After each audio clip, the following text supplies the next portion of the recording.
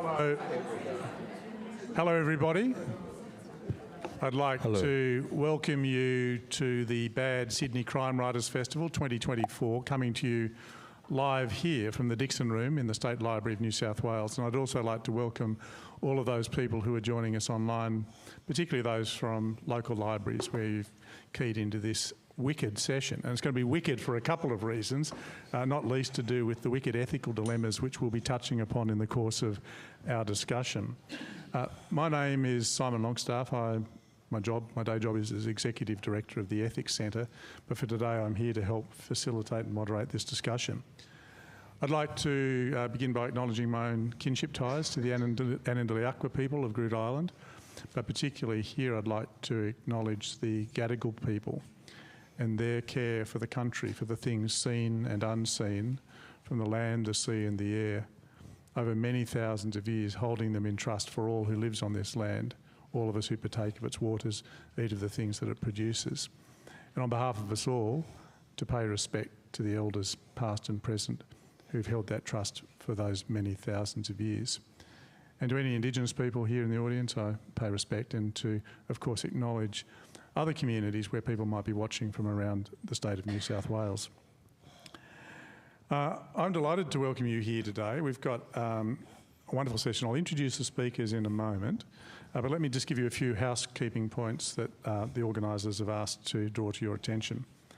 The first thing is, as you've heard, we're recording this session and broadcasting it, so it would really be helpful if you could put your phones on silent or turn them off. So you might just want to check to see that you're not going to get that embarrassing call at just the wrong moment. If you're going to take photos, that's fine. Just please don't do it with flash. It'll be quite distracting for people. If you want to share on social media, and I know that's quite likely to happen these days, then Facebook, Instagram, whatever your preferred platform, the @BadCrimesSydney is the kind of thing, and the hashtag is #BadCrimesSydney on Twitter. So the others, it's an @ and on Twitter or X, it's a hash. Now, the organisers this year have changed the format slightly so that rather than having questions from the audience in the room, they've tried to allocate as much time as possible for the panel to get into the issue. So the whole of the hour will be spent talking to the panel.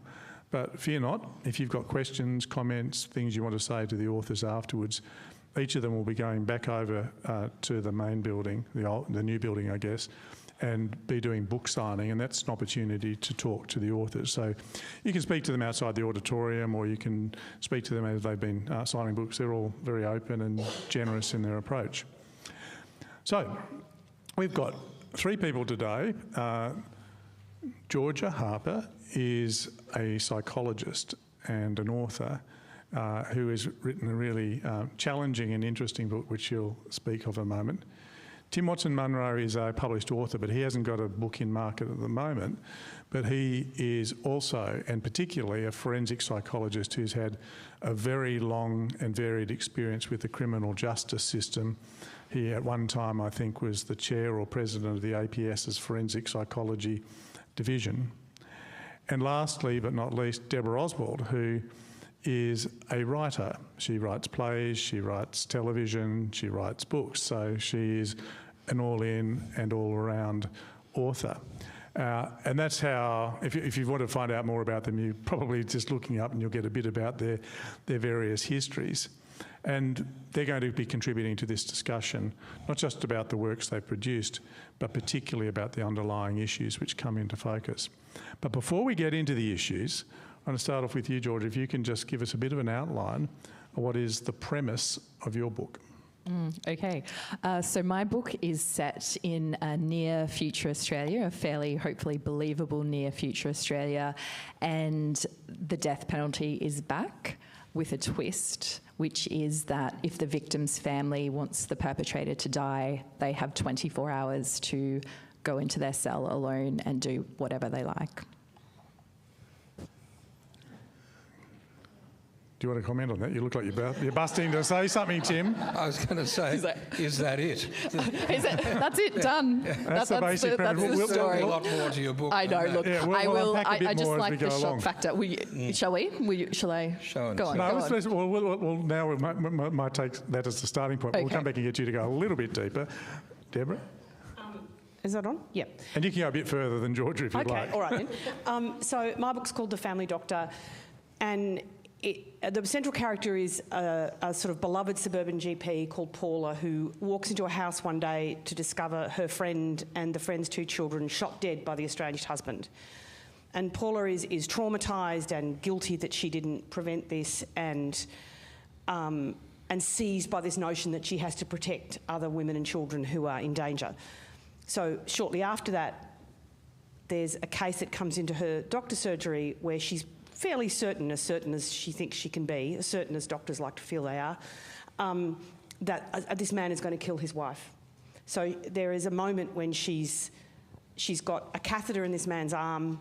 This was the moment that actually kind of seized in my head when I decided to write the book. She's got a catheter in this man's arm, taking blood, and it occurs to her that she could inject a couple of ampoules of adrenaline and induce a heart attack, take this man out, protect the man's wife and child, and it would look like a heart attack.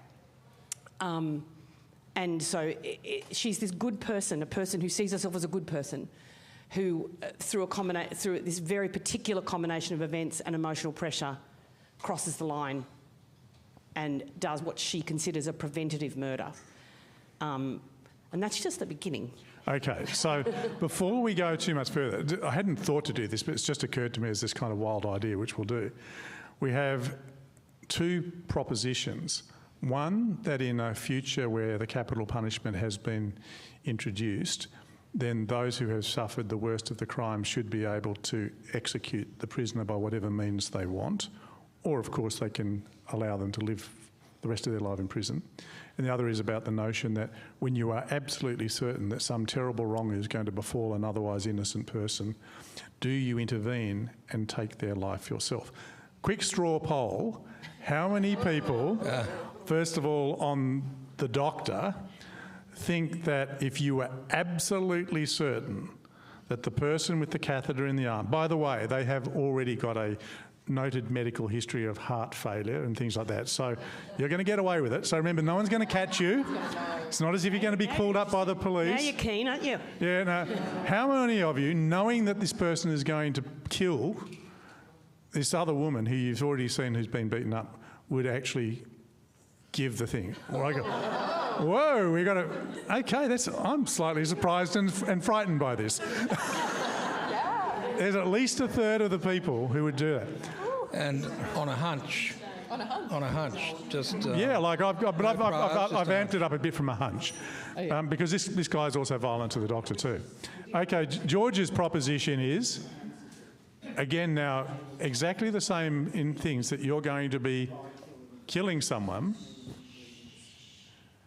It's all right. This proposition is that somebody who has been convicted now by a jury, and let's assume it's a pretty heinous crime to have been convicted, is waiting in the cell, and you have got the choice either to carry out the execution, that's the only way in which they'll be killed, or give them a lifetime in prison. How many of you would be inclined to vote for execution? And just to add to that, you only have to walk into the cell for the execution to be carried out. So if you don't physically want to do it, but you enter the room, a state-appointed executioner will carry out the penalty. So if you're just a bit squeamish... All right, so if you're a bit squeamish, okay, let's take the squeamish back. Okay, well, there's fewer people. It's interesting. How interesting. It's interesting. There's fewer people. Okay, let's... Now we've got that. We'll see if the vote changes a little bit towards the end, whether or not more or less people are going to follow on these proposals. Tim, let me start with you. Are you surprised by what you just saw in terms of the vote?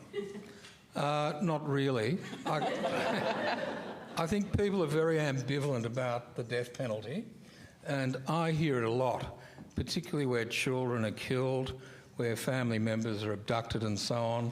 And people often say, it was my kid, I would kill that guy with my bare hands. But what this straw poll indicates, and the second one was very interesting, you're happy for them to be executed as long as you're not the executioner.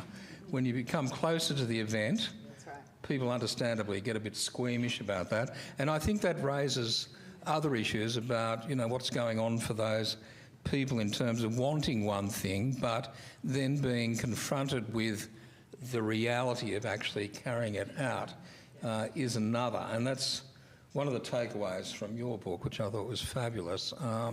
It raises those sort of philosophical issues, but I'm not surprised by the result at all. Okay, it's also something which the consequence of what you do and its impact on you is something that comes through in the character who actually... There are two killings in your book.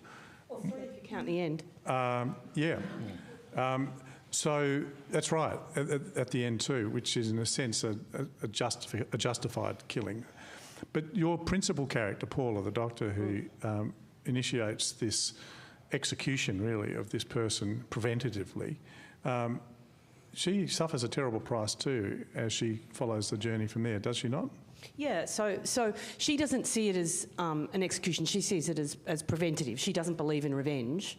I mean, if the woman could be kept safe, and she tries very, very hard to find a way to keep her safe, and the system doesn't work, as many of us know. And the other killing that she does is a man where he's let off by the courts for a previous murder, and he's threatening his new girlfriend. So they're both cases where... Who's pregnant with a child. Who's pregnant. So the system... but they're both situations where the system has failed. Paula was someone who believed in the system, and she's tried very hard to make it work, and it hasn't worked.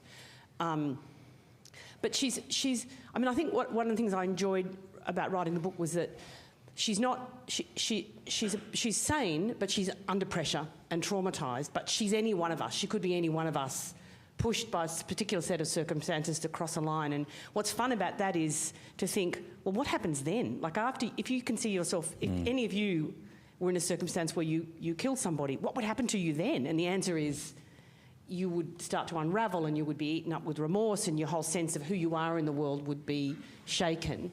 And so it's kind of a tragedy, really. It's about her kind of slowly falling apart, rescued only by her best friend. At the beginning, you mentioned the crime, that is the murder of her friend Stacey and her two children. She comes back from a perfectly ordinary day. Stacey has escaped from a domestic violence situation. I think the man's Matt, is that right? Yep. Who she's got away from, apparently safe within Paula's house. And it's not just that Paula comes home and walks in and finds the bloody scene in which her friend and her children have been murdered, but Matt is still there. Yeah. And he comes at her carrying a gun, and she thinks she's about to die. And what happens then? He shoots himself. He kills himself. So that's right. So the trauma of that event is not just what she remembers of Stacey, the person she was, and the children, but also of what she witnesses in terms of her own mortality. So there's a very personal aspect on at least two levels for what's happened to her. So when you pick that as the crime, that would be the thing that would trigger the subsequent events in her life. Did you have any doubts or any other options about the kind of crime that could be the triggering event? Look, there are so many similar kinds of crimes. I mean, this book partly grew from me reading the paper every morning and just being eaten up with rage and a sense of helplessness and heartbreak. I mean, I think that many people will have shared about the crimes against women and children that happen again and again and again. And the book came from me thinking, where will I put these feelings, and finding a way, finding what is really... I mean, this book is, I think of it as a kind of transgressive daydream of, you know, what if we could just kill some of those bastards before they hurt somebody? And so that came from that urge in me. The particular case is a bit based on one that my sister, who's a GP, was tangentially connected to. My sister wishes me to say that she's never killed anybody. I have to say that. I have to say that publicly. Has she thought about it? I'm sure she... Well, it's interesting, you know, because I do think the fact that Paula's a GP is connected to it, because I think GPs often have this sense of, I have to fix problems and there's no 100% sure solution, but my job is to find the best possible solution in the circumstances, and doctors are trained from when they're very young to think that they're right and to think that they know how to fix things. So I think Paula is a very good person, driven from very beautiful impulses, but overlaid on that is this kind of doctorly idea that I have to fix things, and I'm pretty good at judging the best way to do it. I'll come back to this, Mark, because I want to bring Debra into the conversation, but I also want to ask about how sincere she actually is, because she tries very hard to commit crimes which will not be detected. In other words, it's not as if she says, I'm going to do this and I'm going to accept the consequences of my conduct. She disguises her own, well, I'll have to check in a moment whether it's even a crime. It might be illegal to kill someone, but do you think it's morally wrong? But we'll come back to that moment. Okay. I want to bring in Debra, though. Georgia. You've got a crime too that starts this whole wheel turning, and then there are some other little things which we'll come to as well. Can you describe the nature of the crime that's committed and the criminal, whose voice we never hear? Yeah. And how come we never hear from this person? Because we hear from everybody else. So I think I'll finish synopsising first, just so we all know where we're at. This book is set on the Darling Downs in Queensland on a rural property.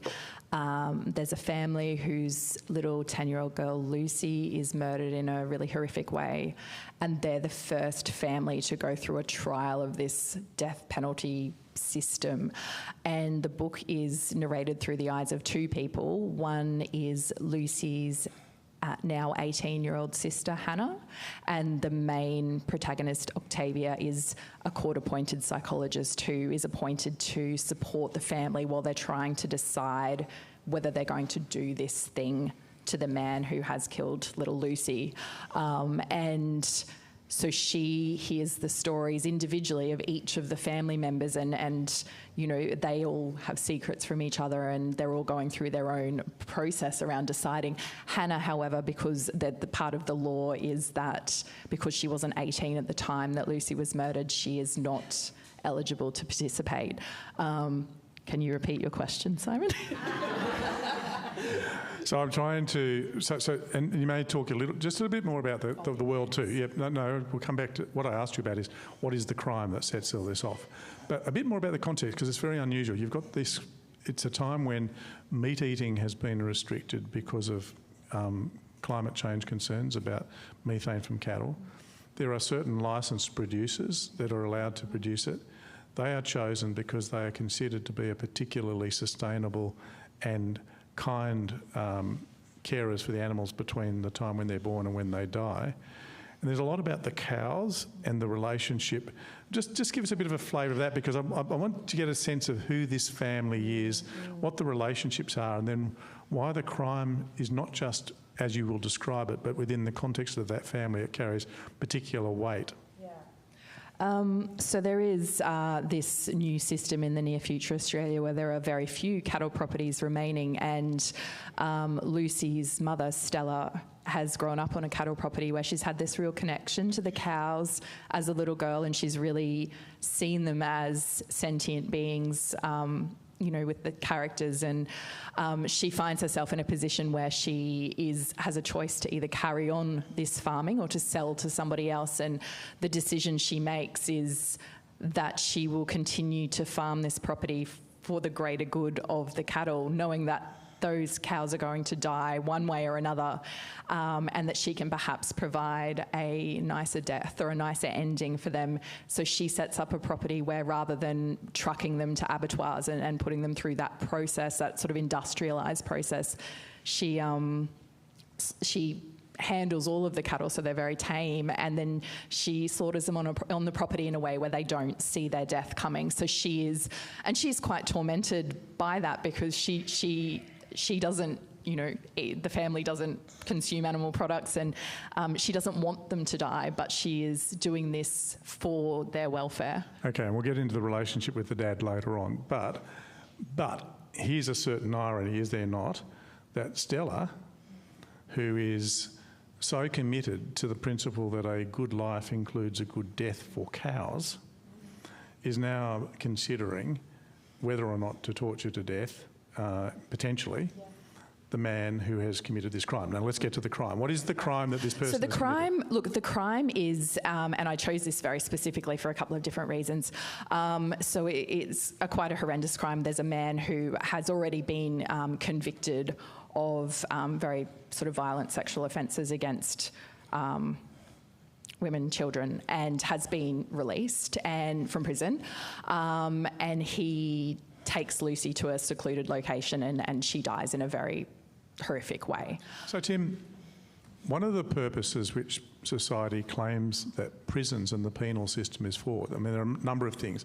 Prevention, of course, there's an element of retribution, but deterrence.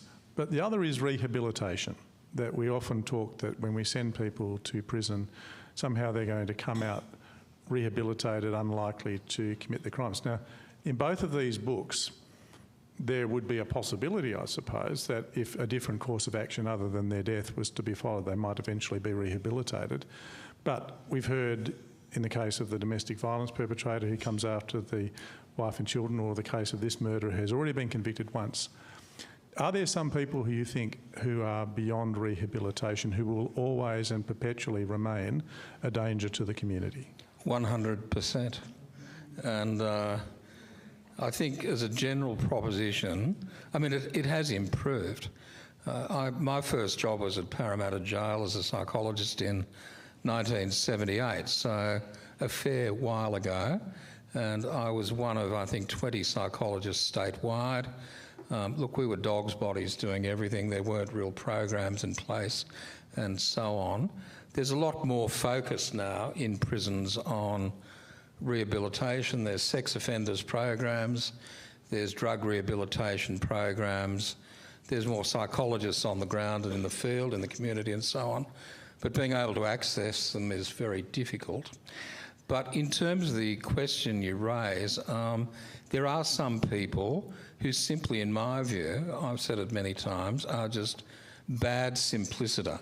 They are born bad, whether it's genetics and then the sort of environment they're raised in that potentiates that badness, and then opportunity. So they may fantasise about committing terrible sex murder crimes. For a while they may be geared up and revved up by, you know, horrific pornography on the dark web and so on, and then eventually it culminates in some vicious, horrible crime, and they're arrested. They go to jail. In Australia, they're not executed, but they, well, some would say they get insufficiently severe punishments, even though, because they have the prospect of parole. Some of those people, it wouldn't matter what program you put them in, it wouldn't matter what sort of aftercare you gave them in the community, that badness prevails, and the only thing that will mitigate that is generally infirmity or age. And I'll just very quickly to wrap up on that, in Victoria, where I used to work for many years, there were two people, Gary Webb or Gary David, and he was an odd bloke. He wasn't insane. He had a terrible personality disorder. He shot people. He was dangerous. He wrote dangerous letters to other prisoners. And his method of getting people's attention was to cut off parts of his own body. So, you know, he would cut off bits of his penis, for example. He would swallow razor blades and all the rest of it. And eventually he was coming up to a possible release date, and the government said, look, he's not old enough or infirm enough that we can release him in the community with any degree of comfort that he won't do something bad again. And they passed a special act of parliament called, well, you know, colloquially known as the Gary David Act, which said that he couldn't get out of jail until those criteria were met. What happened was he short-circuited the process and he swallowed some forks and they got stuck in his esophagus and he got sepsis and he died. The other one that's more recent, although it's not a recent crime, was Julian Knight, who committed the Hoddle Street massacre. I had some involvement in that case a long time ago now, 37 years ago in fact, in August. And the government, he was due to get out after 27 years, and the government said, times have changed. 27 years in 1987 was considered a fairly intense and protracted jail term. These days it's a walk in the park for a lot of these people. So when he was coming up to that parole date, they too passed an act against him known as the Julian Knight Act, same criteria. So It's a long-winded answer, but I think there are some people who are untreatable. Well, I want to pick up on one aspect of that answer, and this is for Debra and Georgia both to consider. Tim has just proposed that there may be some people who are evil or bad simpliciter, that they may genetically be inclined to this. We don't ascribe culpability to people because they're born with blue eyes or because they're born poor or because of the misfortunes of your birth that you are unable to do certain things. If it was true, and I have no idea what the science says about this, as Tim suggests, that some people are simply by nature this evil character, how can they be blamed to the degree that a person takes responsibility for enacting either punishment or prevention by death? I love this question. I think about it all the time. I was going to say, determinism, soft determinism, we could get into, Heisenberg's uncertainty principle. Some people, I think, I'm going to come back to you in a due course. I wanted Georgia and Debra to have a chance to answer. Shush, Tim, shush. Sorry. So I just quickly want to comment on what Tim was saying before. I think I like people to be clear that there is really good evidence around, the majority of violent and sexual offenders return to the community, and there is really good evidence that for a portion of those people, intervention is a very helpful thing in reducing risk. So I just always like people to know that I have chosen a case for my book where it is somebody that I think would be particularly unlikely to benefit from that there's no way of mitigating that. And I think, yes, so... Back to the question. If a person has no choice over their nature, if it's genetically prescribed that they are this monstrous inclination, how do you ascribe blame to them for being something they had no choice to become? So I do think about this a lot, and I think about it in terms of psychopathy, for example, and there's many people who are high on psychopathy who don't offend, but I also think sometimes that there is that nature versus nurture argument. But if you think about somebody like Fred West in the UK who, committed some horrific murders with his wife, he probably had a lot of those tendencies.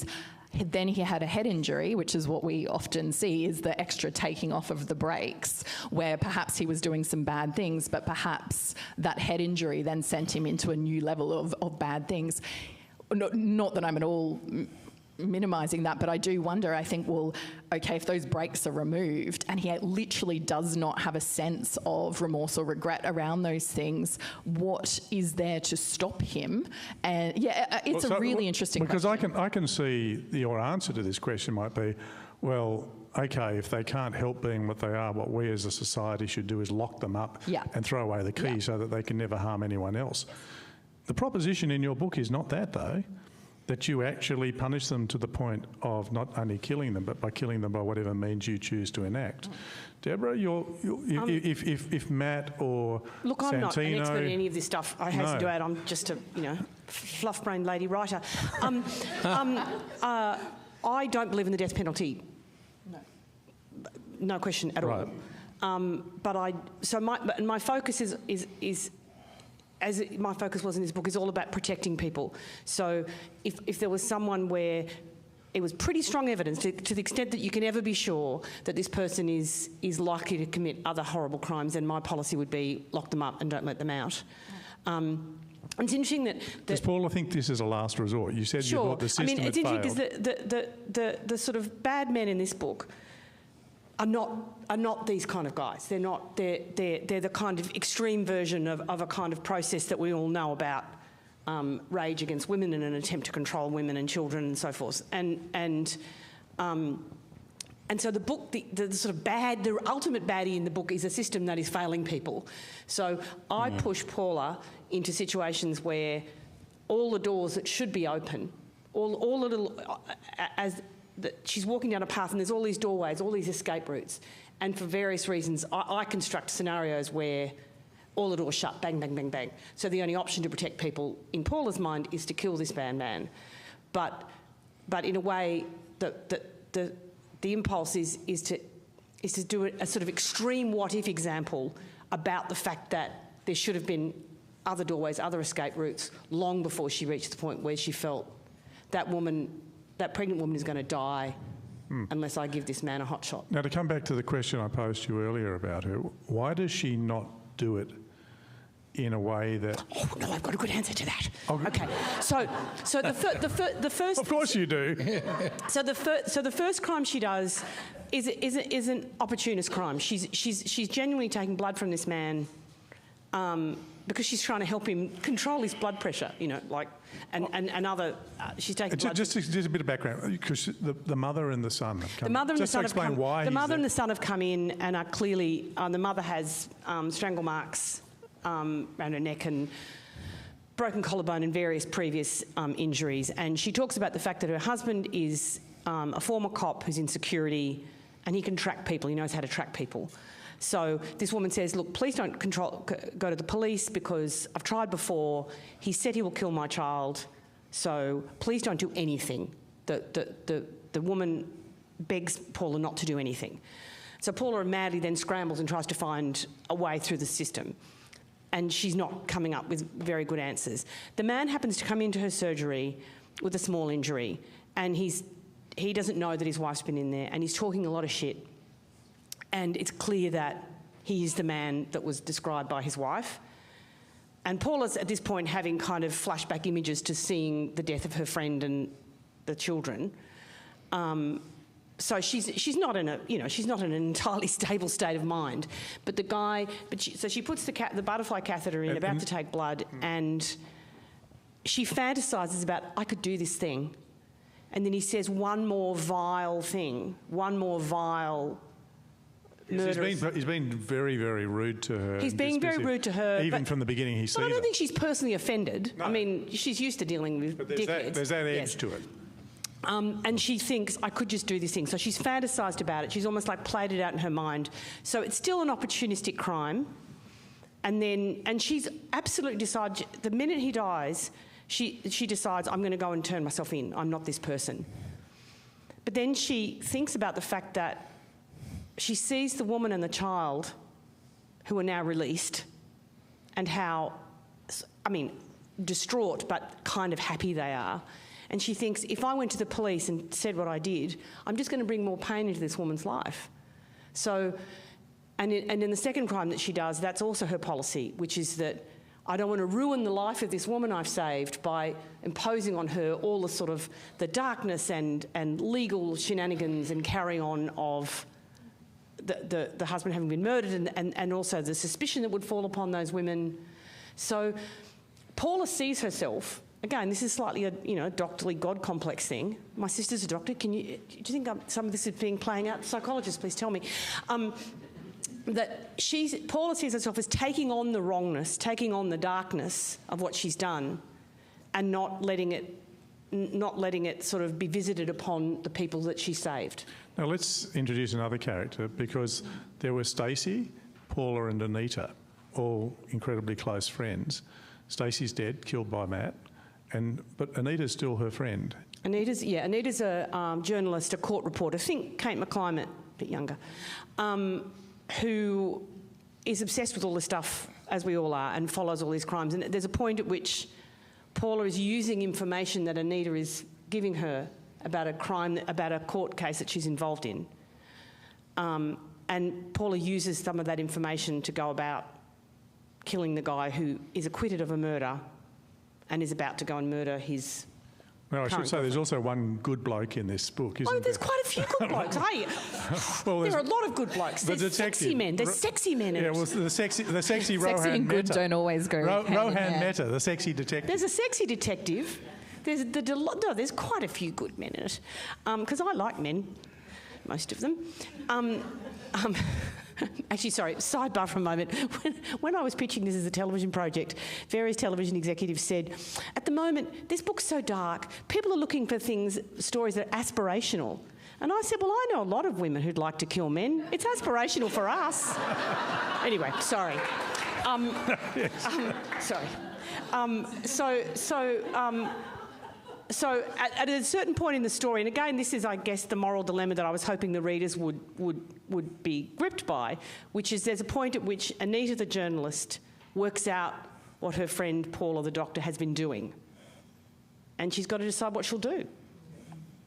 I mean, her instinct is to immediately go to the police and tell them, but then she's taken in by that idea, well, if she does that, these women whose lives have been preserved will have to deal with all that shit.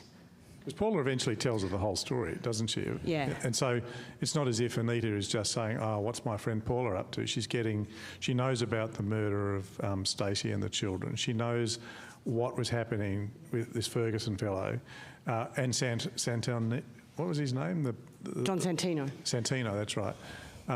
So and she's seeing the woman who, again, is the pregnant with the child, who looks like she might be the next one on the list. She sat in the court case for weeks and weeks.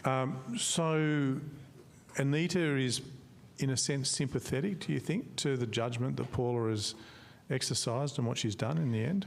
Well, it's interesting because I think Anita's, I guess, more like me. She's a blurter. She's a sort of feeler of feelings. So she's had all the feelings that we all have. I'd like to kill those bastards. And going out with a detective. Yes.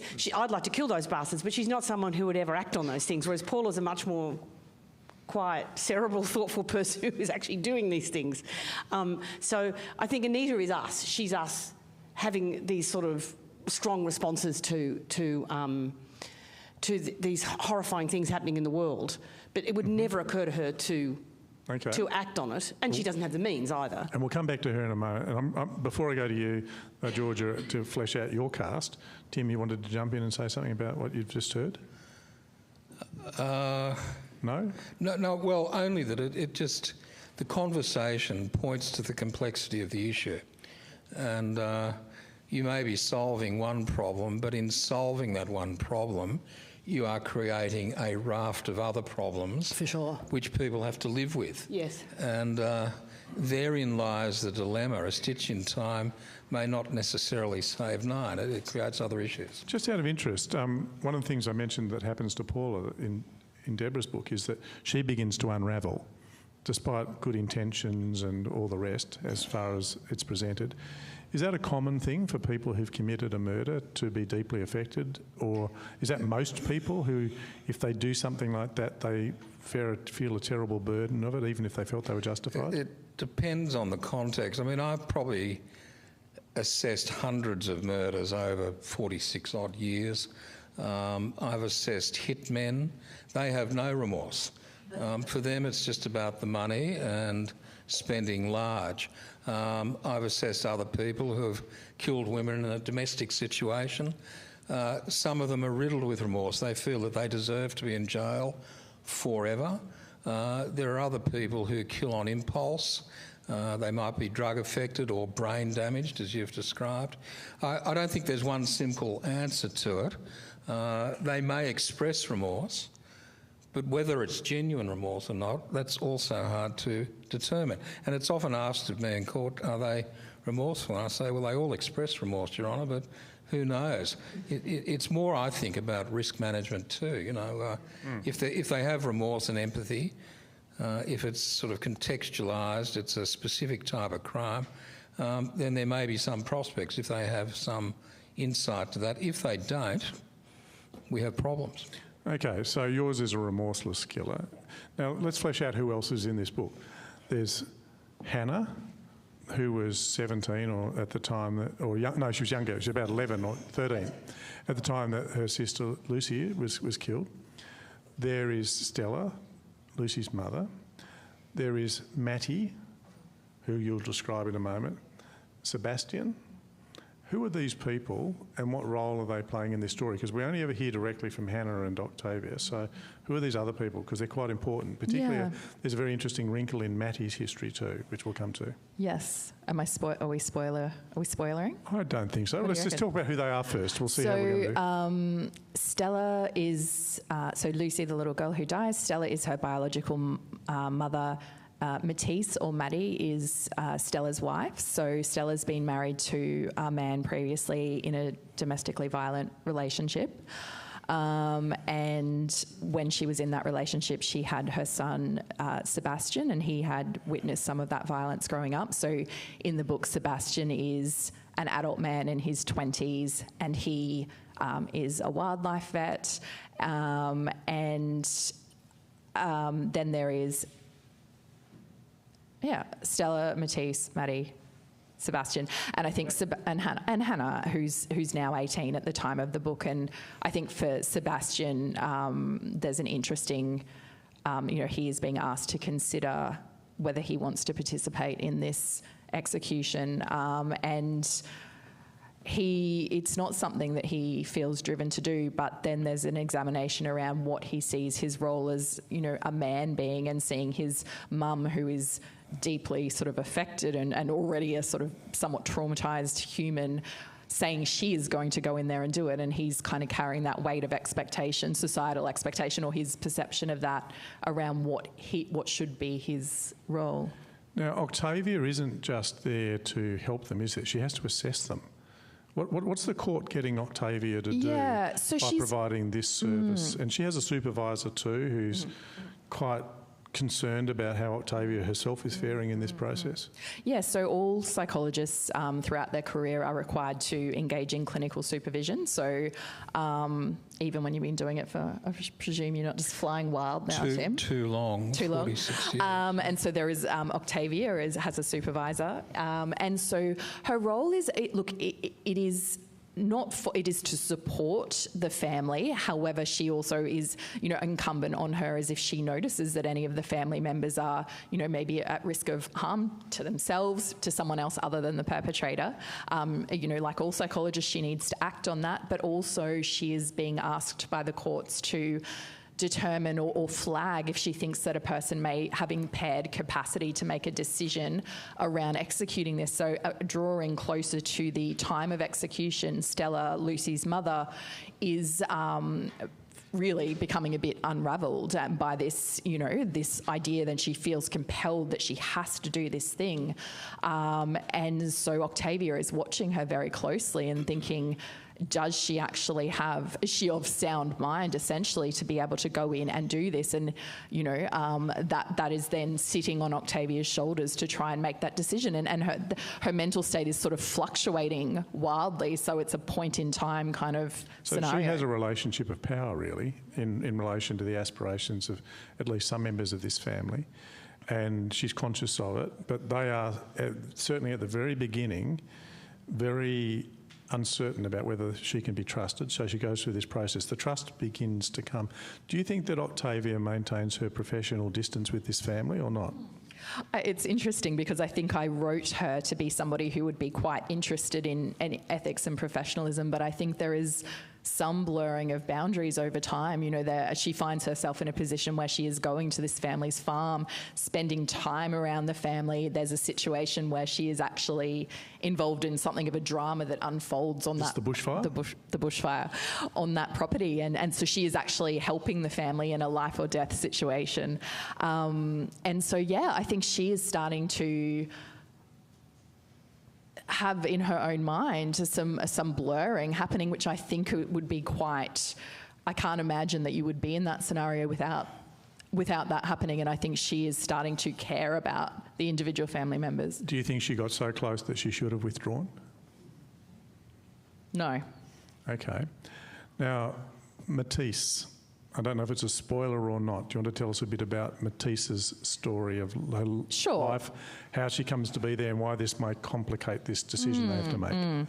So Matisse has a secret from the rest of the family, and she has actually been involved in the taking of another life in an accidental scenario, and she has never told her wife, she has never told the family, and so she's now being asked, she's lost her stepdaughter. No, she's not her stepdaughter. Well, there's a whole, she actually, I'm spoiler, sorry guys, there's still good bits in the book, go buy the book still.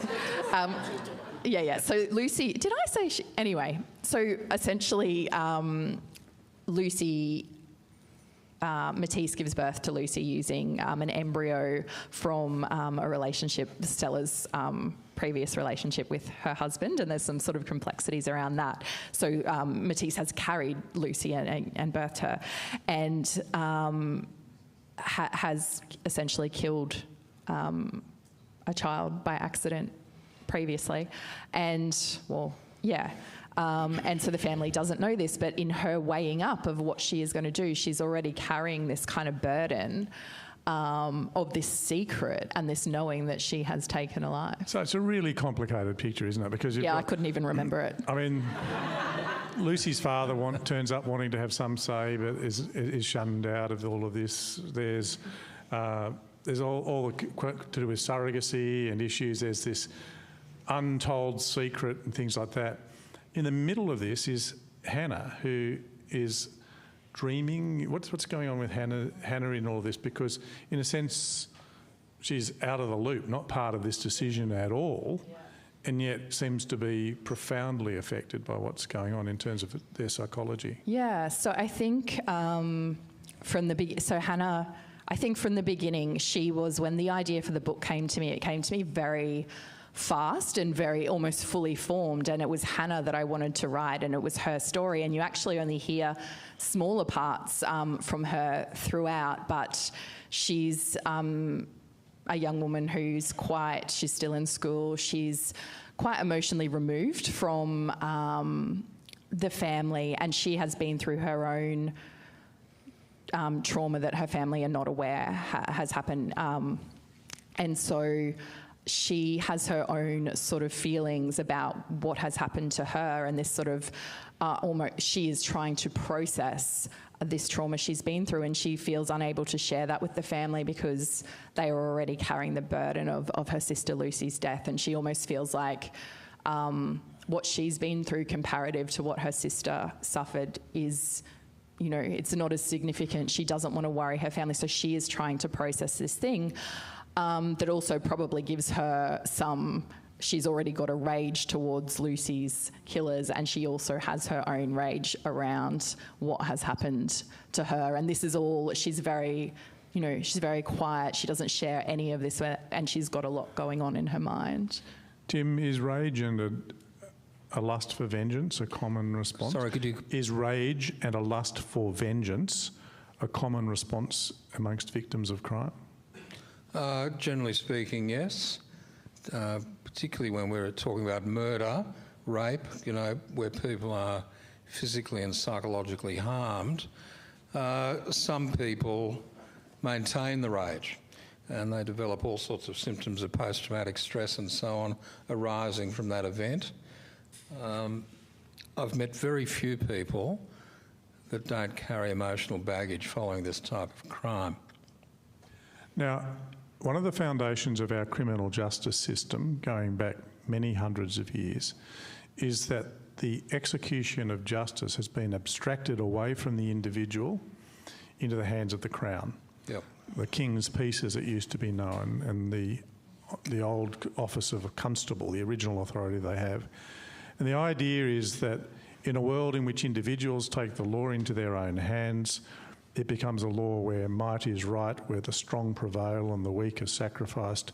And so the Crown, Leviathan, administers justice with equality, blind to distinctions of rank and other things. That's the theory, at least. And it's supposed to ensure, firstly, that justice prevails irrespective of one's relative status or means.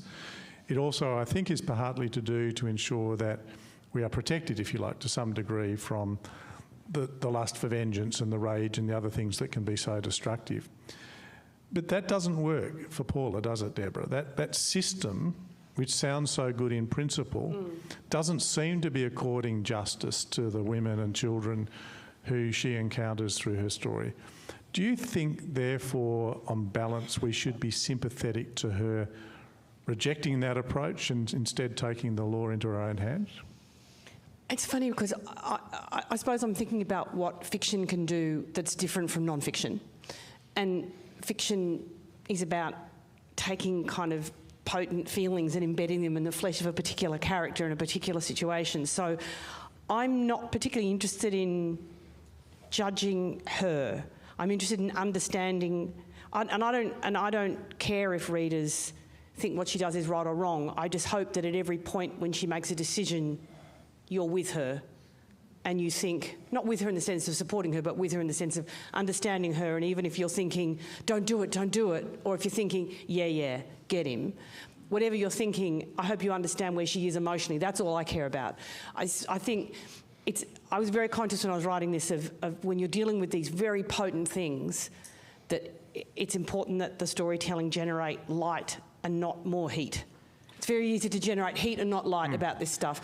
I mean, I don't want to give away the ending. There's a moment at the end of the book where there's one of those killings that no one would have any moral qualms about, where it's a self-defence killing, effectively. And I think Paula's view is that the murders that she does it's all a matter of timing. That if you walked into a room and there was a man holding a knife over a child and you had a gun in your hand, you would shoot the man holding the knife over the child, right? I think Paula's view is, in a lot of domestic violence cases, it's behind closed doors, the timing is out. Yeah. But if you push the timing a little bit, it's the equivalent of shooting the man who's holding the knife to the child's throat.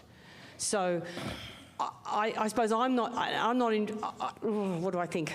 Well, I don't know what you want to say, how much you want to say about how the book finishes up, because in a sense you do introduce an element of judgment in Paula's own mind. She judges herself. She's very hard on herself. And also the way you structure the plot. And she believes that she doesn't have a right to go back to her old life. She has forfeited her life. Yeah. Do you want to talk about anything else that she does which has an impact towards the end, or do you want to leave that for the readers to discover? I think I'll leave that for the readers. Okay. What does happen to her? Okay. Well, anyway, let me tell you then, there are a few more twists in this particular plot that you can have, which reveal something about the psychology, I think, of the characters, but also of the author. I have professional help writing. Yeah, right. Yeah, you've got plenty of people here to assist. Not on a Saturday. He's off duty. How much do you want to say about how things unfold for your characters? You can't. I can't. I would love to. I would love to. Okay, we're not going to say. There's a lovely woman in the front row with fabulous shoes and a dress, and she's got my bag peeking. She's got my book peeking out of her bag, and she is saying no. So we're not doing it. I agree. So what we're going to find then is at some point when you go after this, buy your books, have a signing, whatever it is, you'll be able to find out how this extraordinary situation resolves itself in both ways, because there are some twists yet to be revealed in both books. But we are left then outside of the realm of fiction with the reality now. And let me just sort of summarise some of the things you might want to take into account when we come to our second and final vote on this. Firstly, there's that really interesting point that Debra made about time, that if you think that you would intervene when the knife is in the hand and about to stab down on someone, and if you had a gun you would shoot them, how does the difference in time, the immediacy of your response, change your judgment if you're doing it? And the certitude too. And the certainty of this. Yeah. As much as one can be certain about anything, how does that change it? Does it change it from an ethical point of view or not? Irrespective of what the law says here. We know what the law says, but we're thinking here about the ethical issues. You need to think about whether or not the certainty of the conviction, in this case, and the desire for revenge should be enacted on a person or not, as the case may be. Now remember, this is a family, as we've said before, it's got a wildlife vet, it's got a woman who wants to ensure that every single cow on her property lives well and dies well.